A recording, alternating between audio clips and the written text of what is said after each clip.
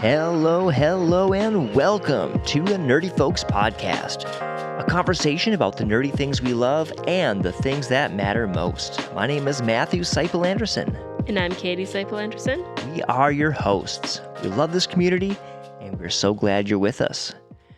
Today, we're talking about alien technology. It's going to be fun, but first, we should talk about Ahsoka and Loki Season 2, because those are bringing the spice to our life lately. First off, Katie, you are a much more casual Star Wars fan. How did it feel watching Ahsoka for you? Did you feel like you were trying to play catch-up, or did it just feel natural and like another normal show to you? I could take the storyline for what it is, but it wasn't a very exciting storyline for me. Like, out of those two, Loki for sure was more exciting, even though it's only one episode of that one. Ahsoka, the way it was created and the way the storyline played out, I felt like I should know characters already, the way they presented them, and I didn't know them. And so it felt pretty slow moving and a little dry. But I bet for those who actually already knew the characters, because there's a whole, you filled me in on some of it, but there's that whole storyline. So, right, I agree. I think for me, as a more invested fan, it was really cool. I really enjoyed it, but even I felt like it was a little slow moving, and like they were really just taking their time and getting us warmed up for the next chapter. yeah, I'm hoping season 2 will be a little more exciting. And Yeah. It's prepped for it. I really hope we have like a battle of the generals or something. I'm pretty sure that... Thrawn versus Hera. Yeah, Hera's one of my favorite characters of the series. Okay. That actually surprises me. Why? Maybe because for the last few episodes, they didn't include her very much. So I kind of just forgot about her. No, but she's different. She's a different kind of character. She's not like your standard Jedi. True. She's also a single mom. That's interesting. Yeah, she has a whole history, obviously, that I don't know very well, but... And there's like 2 generals in this. So I'm like, there's got to be more that's going to happen with that. Because General Thrawn, I mean, he's obviously very thoughtful, and he was very strategic. You could tell from the beginning he had like a very strategic way of going about things. And he wears Nazi pants. He just kind of look, there's that whole feel going on with them. So there's that too. I got really into his pants. I was kind of like watching them the whole time. For real. I did not notice his pants. I'm exaggerating a little, but I did notice them. Definitely. I personally... That's just slightly weird. You know, I have a history background, and they totally took his pants from the Nazi uniforms. So I thought that was actually pretty cool. A little subtle fashion. I definitely did get the Nazi vibe. I just didn't think, oh, those are Nazi pants. Well, I loved the character of Balin. I'm really curious what they're going to do with him. He's on this crazy quest, and he's all out of his mind. So that will be interesting to see what he does, because he has his own agenda. Yeah. But that actor died. Oh, no. Yeah. Well, My biggest hope is that they just recast him. I do not like when they try to do the CGI to change the face. Oh, yeah. I mean, a little de-aging is okay, but... Feels a little weird. And if he's going to have a big role, just get another actor that looks similar. We'll all just make the mental adjustment and it'll be fine. Anyway. I'll let them know next time I talk to them. Yeah, next time I run into Dave Filoni at the grocery store, I'll mention it. Well, how about Loki Season 2, Episode 1? Well, I think that you have lots to say about Loki. Just that I think it's awesome. I loved it. It's already just the writing and the vibe. For me, it's like, I just think that I'm going to like Loki as much as I've liked anything. You know, it's going to be in my top. I think you should clarify the whole anything. Well, anything that Marvel has produced. I am your wife, and I'm sitting across from you, so Oh, let's man. clarify that. Voodoo. I wish that in this podcast people could see your face because you just like totally lit up while you were talking about it. Ding. I did enjoy it too.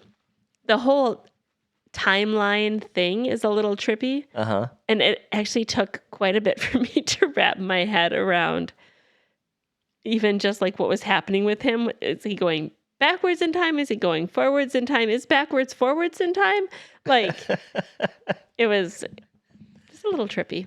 And the show is just so clever. There's that scene where Owen Wilson's character is, standing and he writes in the dust the word skin, and that's a whole gag that had been going on before. It was really funny that he did that while the other characters were talking, but then it ended up mattering that, Yeah. So, I mean, it's a great show. I recommend it.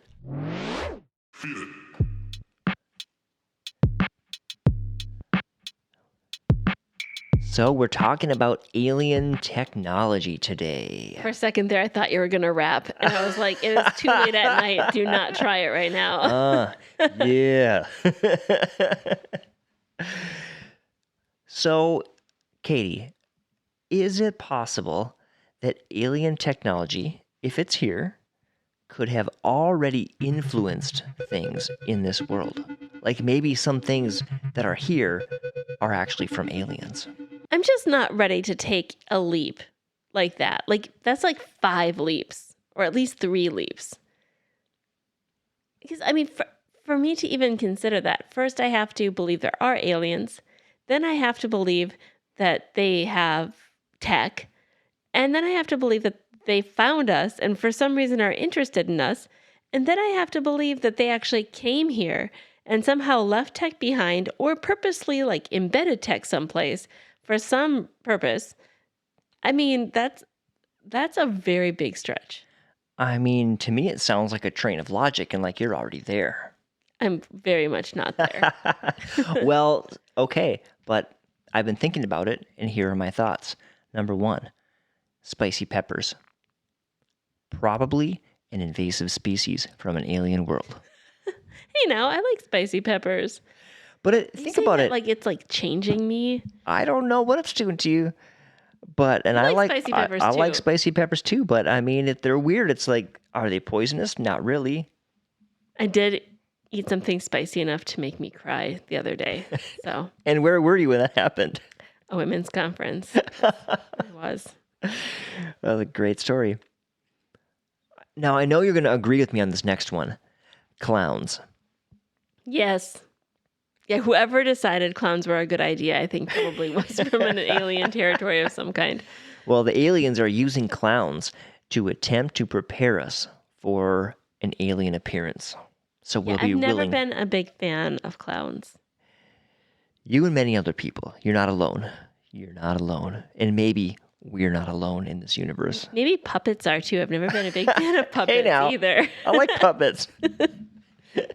Doesn't feel so good when it's back on you.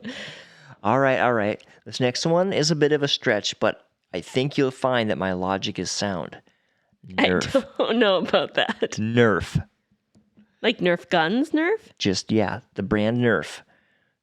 Is an alien brand? It comes from a galaxy far, far away. What? Because in Star Wars, Leia says to Han, "Why, you stuck-up, half-witted, scruffy-looking Nerf herder." A Nerf herder. And a Nerf in the Star Wars universe is a stinky animal that looks sort of like a cow. So, I conclude that Nerf is alien. Well, I don't know about that. I'm just looking up when Nerf guns were invented. When did Star Wars come out? Late 70s.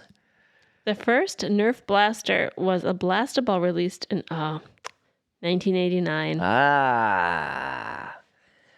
All right. But in 1969, Nerf is founded under Parker Brothers. The Nerf ball, Nerf's first product, was released in 1969. Interesting.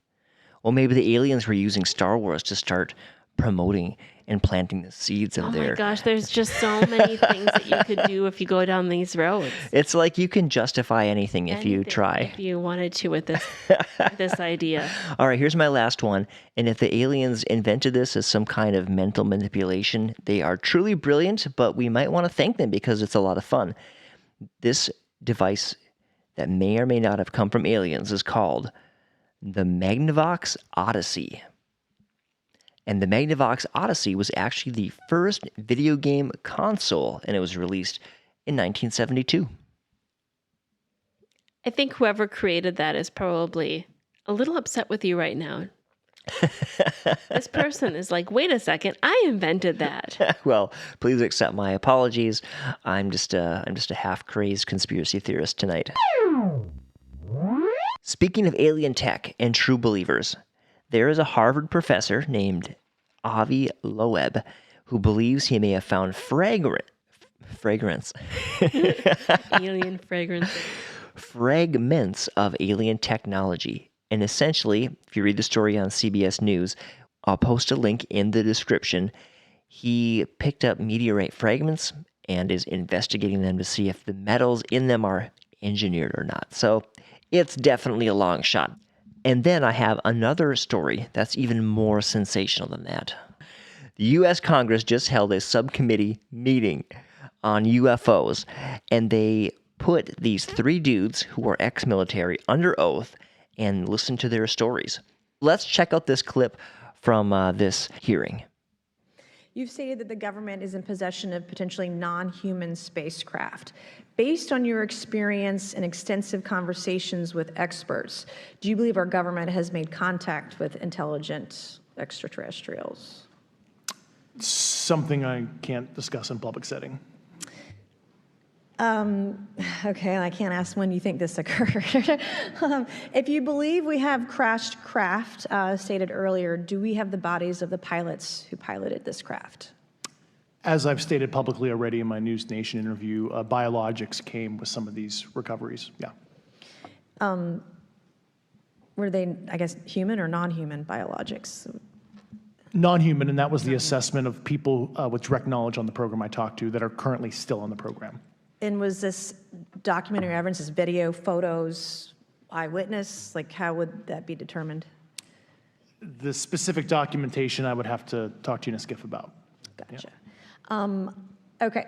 So, and you may or may not be able to answer my last question, and maybe we get into a skiff at the next hearing that we have, but who in the government, either what agency, sub-agency, So she mentions a skiff, and I don't know exactly what that is, but from watching a bunch of this 2-hour-long hearing, I believe it's when a member of Congress can speak confidentially with a person that they are interviewing or who they have, under oath, and then they can get more information that way. And it sounds like there's going to be a follow-up hearing to this one because they were asking for information about government officials that they could call in, and they were asking for information about private contractors they could bring in. It is a little suspicious to me when you make all these claims and then just say, well, I can't divulge my source, or I can't give any more information, or, you know what I mean? Being so vague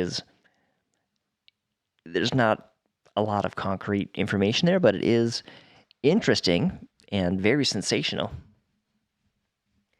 It's a little hard to believe that's actually happened.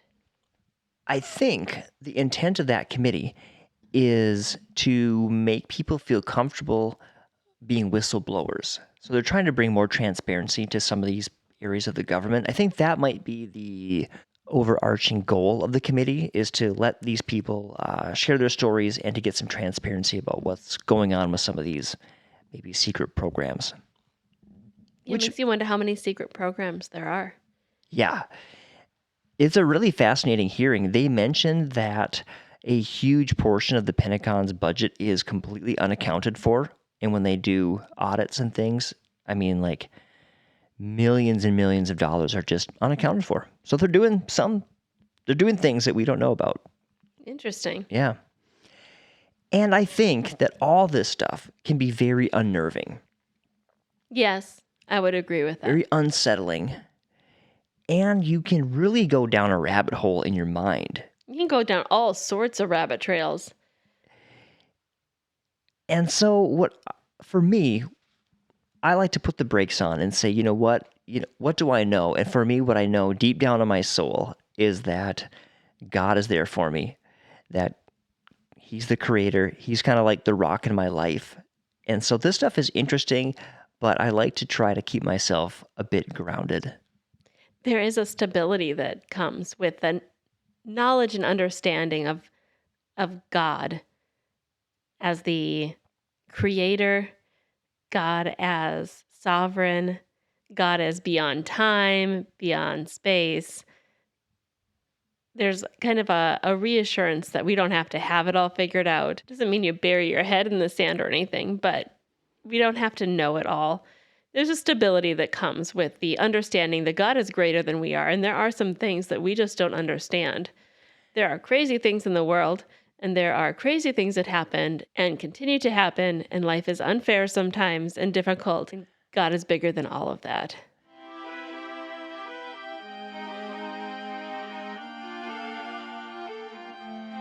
Thanks so much for listening to this show today. We hope we encouraged you. If you are curious about the Christian faith, want someone to pray for you, reach out. Head over to nerdyfolks.com, shoot us an email, look us up on social media. We're the Nerdy Folks. And we're excited to be at Twin Cities Convention in Minneapolis, Minnesota, coming up here in November. Well, don't forget to like, subscribe, and share this show with someone you love. Until next time, love ya. Take care. God bless. Bye-bye.